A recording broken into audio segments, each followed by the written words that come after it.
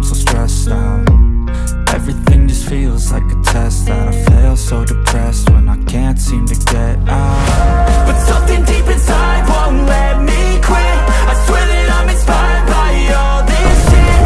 Tell me that I can't and I won't, that's what guides me the most. Fuck your lies, I'll do what I want. The gas in the back of the set, never leave, she's so bad that the chick made the bag. The gas in the back of the set, never leave, she's so bad that the chick made the bag. The gas in the back of the set, never leave, she's so bad that the chick made the bag. The gas in the back of the set, never leave, she's so bad that the chick made the bag. I'm inspired by thirst, I'm inspired by worth. I desire your worst, so you can just hide while I work. I ain't tired, you first. I'll write a second, third verse about the lies you go disperse. You never did shit, I know it hurts. Something deep inside